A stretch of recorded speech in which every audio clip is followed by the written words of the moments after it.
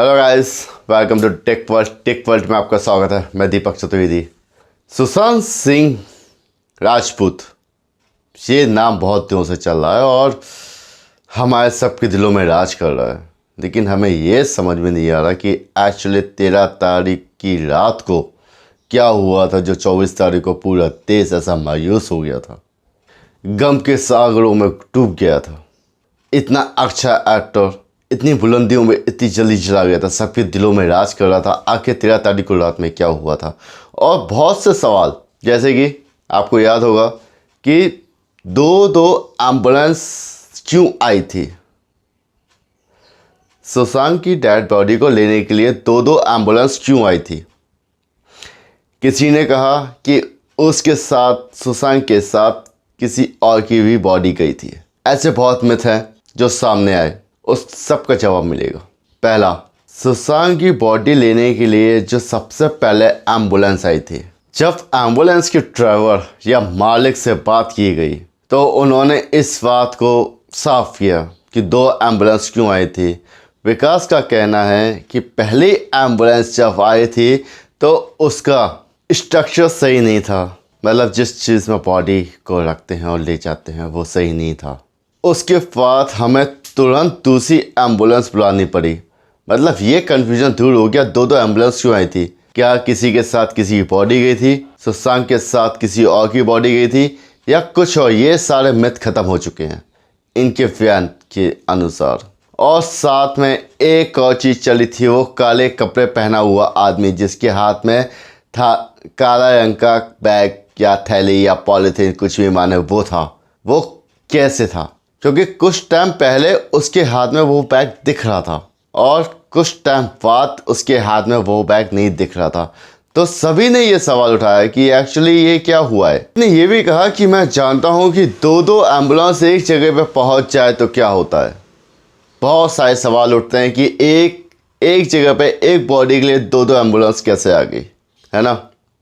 और दूसरा, एसएसआर सुशांत सिंह राजपूत के दोस्त संदीप ने कहा था कि एम्बुलेंस वाले को पैसे मैंने दिए थे।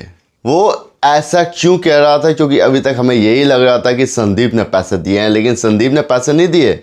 उसकी जगह एसएसआर के मैनेजर मरंडा ने विशाल को पैसे दिए थे, और वो भी 2100 रुपये।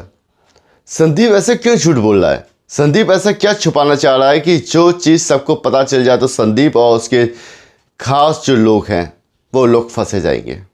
रिया चक्रवर्ती, जब उसने कहा था कि 8 तारीख के बाद सुशांत सिंह से मेरा कोई संपर्क नहीं था, मैंने उनका नंबर भी ब्लैक लिस्ट में डाल दिया था, ब्लॉक लिस्ट में, लेकिन तो भी आधे घंटे सिद्धार्थ पट्टानी से क्या बात करी, वो भी 13 तारीख को। 13 तारीख को पार्टी हुई थी सुशांत सर के नीचे, सुशांत सिंह राजपूत की जिस बिल्डिंग में रहते हैं उसके नीचे, जहाँ पे रिया चक्रवर्ती के फ्रेंड आए थे। लेकिन सुशांत सिंह राजपूत उस पार्टी में दिखे, लेकिन कुछ ही क्षणों बाद गायब हो गए। और जब उनके बारे में पता किया गया तो वो अपने रूम पे सो रहे, मतलब उन्हें इस पार्टियों से कोई मतलब ही नहीं था। वो हमेशा ट्रक, सिगरेट कभी कभी लेते थे, ड्रग्स से बहुत दूर रहते थे, सबको समझाते ड्रग्स से दूर रहो। मगर ये क्या है? ये गुत्थी कब सुलझेगी?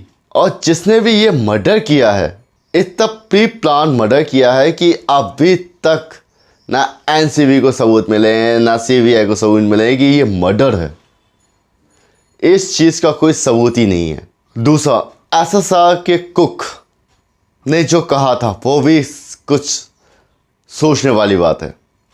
उन्होंने कहा था कि रात में ड्रम बजते थे, मेरे वॉकी टॉकी पे आता था कि जरा ऊपर आना और लाइट बंद कर देना, और जब मैं ऊपर जाता हूँ तो लाइट अपने आप बंद है, ऑलरेडी बंद है। मुझे वहाँ पे डर लगता था, कभी किसी पायल की आवाज़ आ रही है, कभी किसी की आ रही, कभी किसी की आ रही है। मुझे तो ये समझ में नहीं आता कि या तो ये हॉरर मूवी है जो वो सुनाना चाहता है, या फिर ये वो चीज़ है जो कोई इनके घर को काबू करना चाहता था कि इस घर में क्या हो रहा है क्या नहीं हो रहा है वो मेरे सामने ही हो। लेकिन सबसे बड़ी बात, जब तक घर का कोई सदस्य इस चीज़ में ना मिला हो तब तक ये चीज़ पॉसिबल ही नहीं है। इनके घर में इनके साथ पूरी टीम रहती थी। कुक रहता था, मैनेजर था, फैन था, सब थे। तो उस रात को इतना सब हो गया, ये पता कैसे नहीं चला? कुछ ना कुछ तो है, कुछ तो है। वैसे एक चीज़ और मानने वाली बात है कि रिया चक्रवर्ती को सब कुछ पता है, लेकिन वो बता नहीं रही है। किससे डर रही है? या अपने अंजाम से डर रही है, किसी और से डर रही है, या अपने आका से डर रही है? किससे डर रही है, ये चीज़ आज तक समझ में नहीं आया। लेकिन इस चीज़ का सॉल्यूशन हो गया कि सुशांत सिंह की बॉडी को दो एम्बुलेंस क्यों लेने आई थी। और वो काला कपड़े पहनने वाला आदमी, कपड़ा पहना हुआ आदमी, वो काला कपड़ा पहना हुआ आदमी काय के लिए था? उसके हाथ में क्या था जो कुछ टाइम दिखा उसके बाद गायब हो गया, है ना? उसके हाथ में एक काला बैग था। उस आदमी का नाम असफान था, जो एम्बुलेंस में ही ड्राइवर के साथ आया था। उसके हाथ की थैली के अंदर वैक्सीन थी, और वैक्सीन से बॉडी को उठाने में बहुत मदद मिलती है। तो ये भी साफ हो गया कि उस थैली के अंदर क्या था।